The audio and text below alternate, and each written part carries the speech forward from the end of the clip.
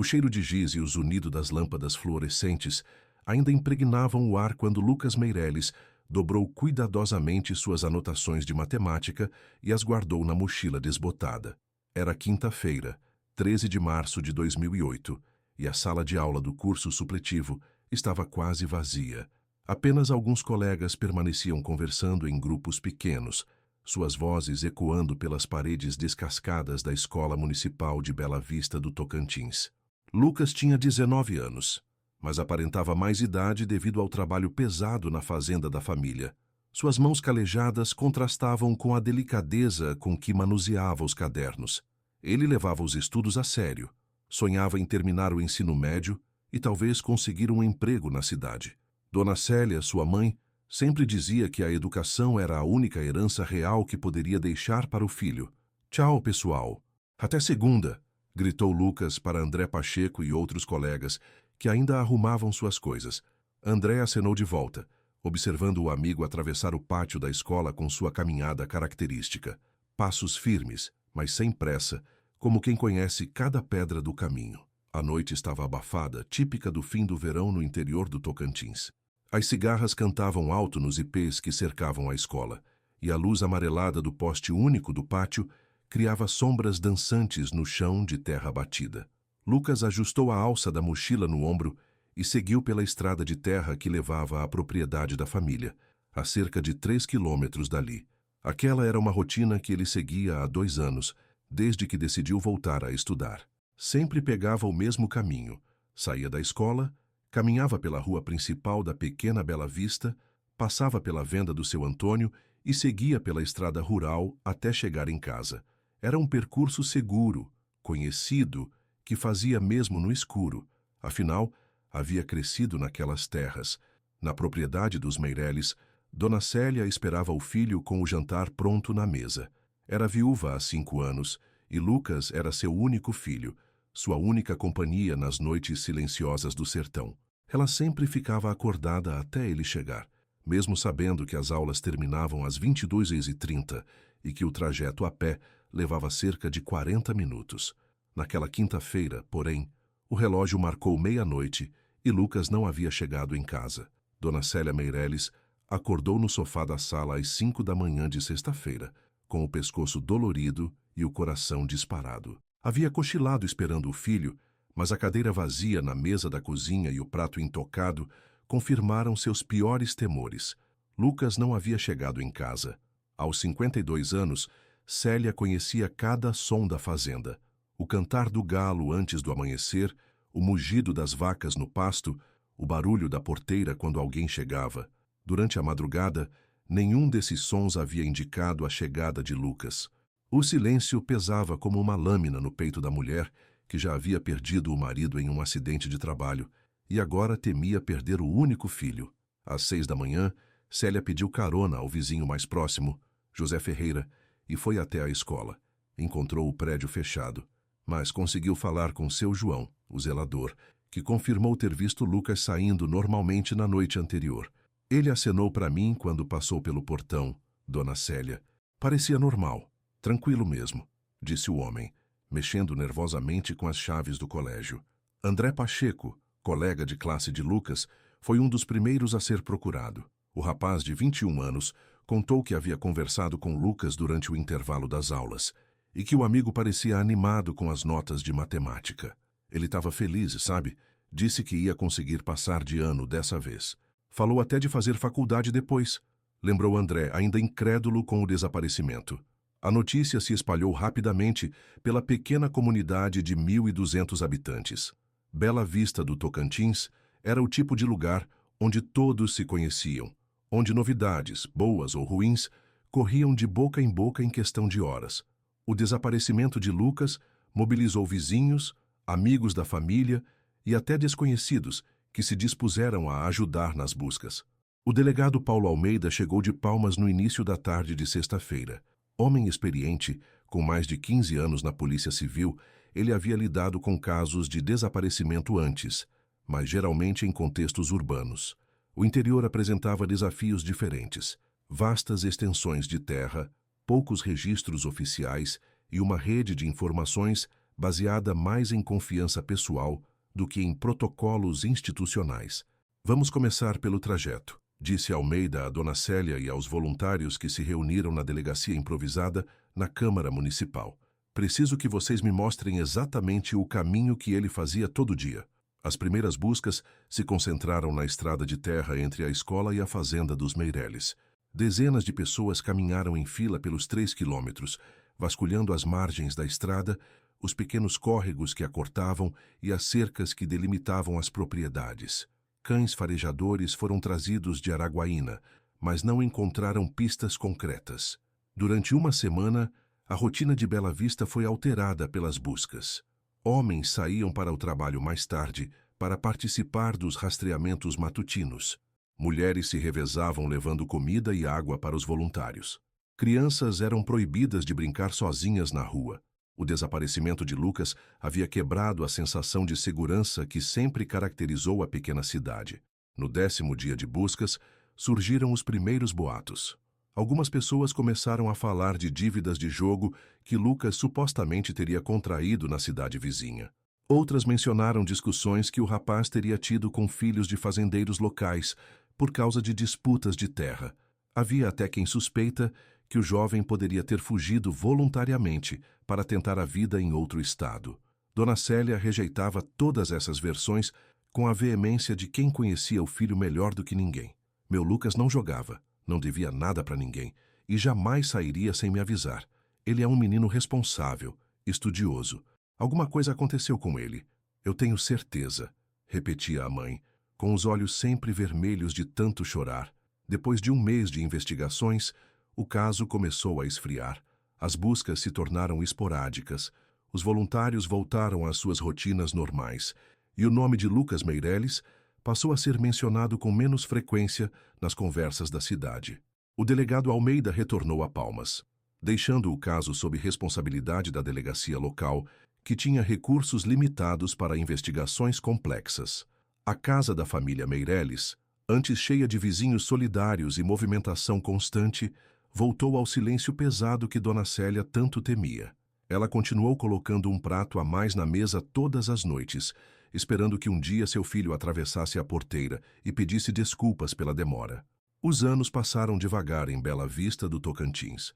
O caso de Lucas se tornou uma referência temporal na cidade. As pessoas falavam de eventos que aconteceram antes do sumiço do menino da Célia, ou depois que o Lucas desapareceu. Sua ausência havia se tornado uma marca permanente na memória coletiva da comunidade.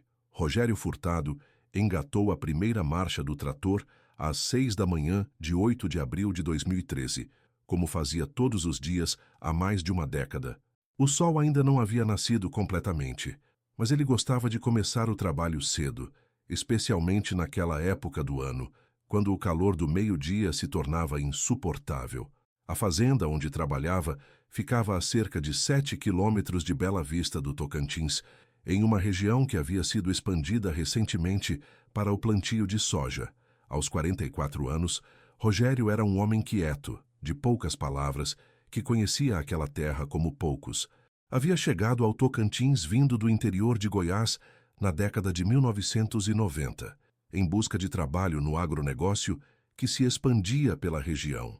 Casado com Marlene e pai de 2 filhos adolescentes, ele havia construído uma reputação sólida como um tratorista competente e confiável.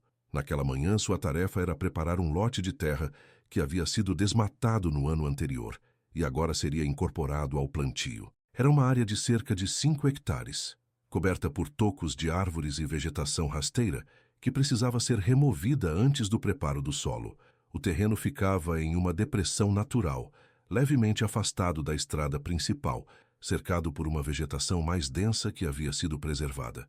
Rogério havia trabalhado naquela região algumas vezes antes, mas nunca especificamente naquele lote. O proprietário, um empresário de Palmas, havia comprado a terra recentemente e decidido expandir sua operação agrícola. A área era considerada boa para plantio, com solo fértil e topografia adequada para mecanização. Por volta das 9 da manhã, quando o sol já estava mais alto e o calor começava a apertar, Rogério parou o trator para tomar água e verificar o equipamento. Estava trabalhando na parte mais baixa do terreno quando percebeu que o arado havia atingido algo diferente. Não era uma pedra comum. Havia uma resistência estranha, como se o equipamento tivesse encontrado algo enterrado. Desceu do trator e caminhou até o ponto onde a lâmina havia parado. No solo revolvido, entre torrões de terra escura e raízes expostas, viu um pedaço de tecido azul desbotado. Inicialmente, pensou que poderia ser lixo descartado irregularmente. Não era incomum encontrar restos de materiais de construção ou objetos abandonados em áreas rurais. Mas algo o fez se abaixar e examinar mais de perto. O tecido estava parcialmente desintegrado, mas ainda era possível reconhecer que se tratava de uma mochila. Uma mochila escolar, daquelas simples que estudantes usam para carregar cadernos e livros. Rogério sentiu um arrepio subir pela espinha. Trabalhar na terra havia lhe ensinado a distinguir entre objetos que estavam ali há pouco tempo e aqueles que haviam sido enterrados há anos. Aquela mochila estava ali há muito tempo. Com cuidado, ele afastou mais terra com as mãos. Além da mochila, encontrou pedaços de cadernos com páginas grudadas pela umidade, canetas e um estojo de lápis de cor que ainda conservava algumas das peças originais. Mas foi quando viu as iniciais L. Chassandras gravadas a canivete na parte de trás de um caderno de matemática que Rogério Furtado compreendeu a gravidade do que havia descoberto. Ele se lembrava vagamente da história do estudante que havia desaparecido anos atrás. Na época, as buscas haviam chegado até a fazenda onde trabalhava, mas nunca especificamente naquela área mais afastada. O caso havia gerado comoção na região, mas com o tempo acabou sendo esquecido pela maioria das pessoas. Rogério parou o trator, guardou cuidadosamente os objetos encontrados em uma lona e dirigiu até a sede da fazenda para usar o telefone. Suas mãos tremiam quando discou o número da delegacia de Bela Vista do Tocantins. Alô, delegacia? Aqui é o Rogério Furtado, tratorista da fazenda Santa Clara. Eu acho que encontrei alguma coisa relacionada àquele menino que desapareceu há uns anos. O Lucas. Do outro lado da linha, o investigador José Carlos Santos, que havia assumido o caso após a saída do delegado Paulo Almeida, pediu para que Rogério não mexesse mais na área e garantiu que uma equipe chegaria ao local ainda naquela manhã. A notícia de que pertences de Lucas Meireles haviam sido encontrados se espalhou por Bela Vista do Tocantins como um incêndio. Dona Célia, que aos 57 anos havia envelhecido visivelmente nos 5 anos de incerteza, foi até a delegacia acompanhada de vizinhos e confirmou que a mochila e os materiais escolares pertenciam ao seu filho. É dele, é sim, disse ela, segurando o estojo de lápis de cor com as mãos trêmulas. Eu mesma comprei esse estojo quando ele começou a estudar de novo. Ele gostava de usar cores diferentes para destacar as matérias. A descoberta reacendeu o caso, que muitos já consideravam arquivado definitivamente, mas também trouxe novas perguntas perturbadoras. Por que os pertences de Lucas estavam enterrados naquele local específico? Quem os havia colocado ali? E, principalmente, onde estava o próprio Lucas? A escavação na fazenda Santa Clara começou na manhã seguinte à descoberta de Rogério Furtado, mas desta vez com uma equipe técnica completa. Peritos criminais vindos de Palmas, cães farejadores especializados e até um georradar foram mobilizados para vasculhar o terreno onde os pertences de Lucas haviam sido encontrados. O investigador José Carlos Santos, um homem meticuloso que havia estudado todos os documentos do caso, estabeleceu um perímetro de segurança ao redor da área e coordenou os trabalhos com cuidado científico. Aos 38 anos, Santos havia assumido a investigação 2 anos antes, quando foi transferido para a delegacia regional, e sempre manteve o caso de Lucas entre suas prioridades não resolvidas. No segundo dia de escavação, os cães sinalizaram um ponto específico a cerca de 10 metros de onde a mochila havia sido encontrada. Ali, a 2 metros de profundidade, os peritos descobriram mais objetos pessoais, um relógio de pulso simples, algumas moedas e, mais significativo, um documento de identidade em estado avançado de deterioração, mas ainda com o nome Lucas Meireles, parcialmente legível. Dona Célia foi chamada para reconhecer os objetos. Ela confirmou que o relógio havia sido um presente que deu ao filho no seu aniversário de 18 anos e que Lucas sempre o usava, mesmo quando trabalhava na roça. Ele não saía de casa sem esse relógio, lembrou ela com a voz embargada.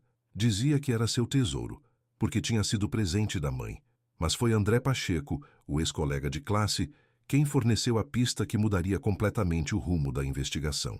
Procurado novamente pelos investigadores, ele revelou uma informação que havia omitido 5 anos antes, por medo e por considerar irrelevante na época. Tem uma coisa que eu nunca contei, disse André, visivelmente desconfortável, durante um depoimento na delegacia. Naquela noite, quando o Lucas saiu da escola, eu vi ele conversando com alguém perto da venda do seu Antônio. Parecia conhecer a pessoa. Santos pediu mais detalhes. André explicou que havia ficado um pouco mais tempo na escola, conversando com outros colegas. E quando saiu, cerca de 15 minutos depois de Lucas, viu de longe seu amigo parado na frente da pequena venda que ficava no meio do caminho entre a escola e a casa dos Meireles. Era um carro parado. E o Lucas estava do lado da janela do motorista, como se tivesse sendo chamado por alguém conhecido. Pensei que fosse algum vizinho oferecendo carona, contou André. Essa informação levou Santos a reinterrogar moradores da região e reconstituir com mais precisão os eventos daquela quinta-feira de março. Seu Antônio, dono da venda, havia falecido 3 anos antes, mas sua viúva, Dona Maria, lembrava-se vagamente de ter ouvido vozes na frente do estabelecimento naquela noite. Lembro que pensei, ainda tem gente acordada lá fora, mas não dei importância, disse ela. Hoje era normal o pessoal parar aqui para conversar, especialmente depois das aulas. A investigação então se voltou para identificar quem poderia ter estado naquele local naquela noite específica. Santos revisou todos os depoimentos antigos e percebeu que uma pessoa havia sido interrogada superficialmente em 2008, mas nunca investigada a fundo. Marcelo Tavares, um comerciante de 35 anos que frequentava a região comprando gado e produtos agrícolas.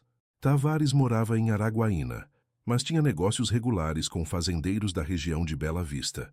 Em 2008, ele havia prestado depoimento dizendo que não sabia de nada sobre o desaparecimento e que não havia estado na cidade naquela quinta-feira específica. Porém, uma verificação mais cuidadosa dos registros bancários de Tavares, obtidos por ordem judicial, mostrou que ele havia sacado dinheiro no único caixa eletrônico de Bela Vista do Tocantins na manhã de 13 de março de 2008, o que contradizia sua versão de que não estava na cidade naquele dia. Confrontado com essa evidência durante um novo interrogatório, em maio de 2013, Marcelo Tavares inicialmente tentou manter a versão original. Mas quando Santos mencionou que testemunhas haviam visto Lucas conversando com alguém em um carro próximo à venda do seu Antônio, o comerciante começou a demonstrar sinais visíveis de nervosismo. Olha, eu posso ter passado por lá naquela noite, mas não me lembro de ter falado com nenhum estudante, disse ele, suando e mexendo constantemente com as mãos. Santos então revelou que a perícia havia encontrado, junto com os pertences de Lucas, fragmentos de um mapa rodoviário que mencionava rotas entre Bela Vista e Araguaína, exatamente o trajeto que Tavares fazia regularmente para seus negócios. Foi então que Marcelo Tavares desmoronou. Em um depoimento gravado que durou mais de 3 horas, ele confessou que havia oferecido carona a Lucas naquela noite, alegando que ia na direção da propriedade da família Meireles. Segundo sua versão, durante o trajeto, Lucas havia descoberto uma quantia em dinheiro no carro, cerca de R$15 mil que Tavares carregava para comprar gado no dia seguinte. O menino viu o dinheiro e começou a fazer perguntas. Disse que ia contar para o pessoal da cidade que eu andava com dinheiro vivo no carro. Eu fiquei com medo de ser assaltado depois, então...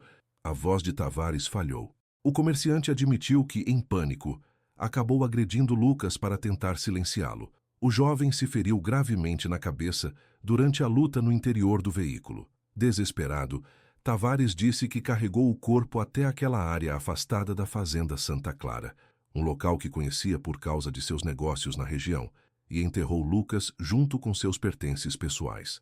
Eu não queria matar ninguém, repetiu várias vezes durante a confissão. Foi um acidente. Eu entrei em pânico.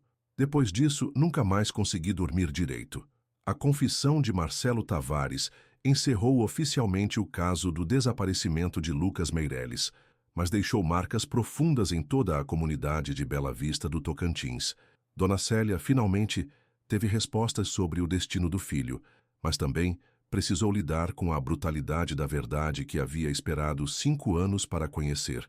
Durante o julgamento, realizado em 2014, Marcelo Tavares foi condenado a 18 anos de prisão por homicídio qualificado e ocultação de cadáver.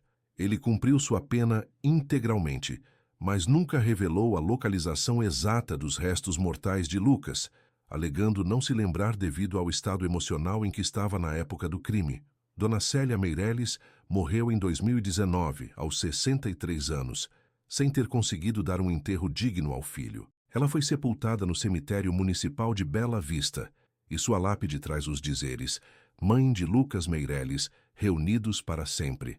André Pacheco, hoje com 36 anos, se tornou professor de matemática e sempre conta a história de Lucas para seus alunos, lembrando-os da importância de confiar nos instintos e nunca aceitar caronas de desconhecidos, por mais inofensivos que pareçam. Rogério Furtado continuou trabalhando como tratorista na região, mas nunca mais conseguiu passar pela área onde encontrou os pertences de Lucas sem sentir um arrepio. Ele se aposentou em 2020 e mudou para Goiânia, onde vive com a família. A história de Lucas Meireles permanece viva na memória de Bela Vista do Tocantins, não apenas como um caso de desaparecimento solucionado, mas como um lembrete de que, às vezes, as verdades mais perturbadoras estão enterradas bem perto de nós, esperando que alguém tenha a coragem de escavá-las. A antiga estrada de terra onde Lucas caminhava pela última vez foi pavimentada em 2016, como parte de um projeto de desenvolvimento rural.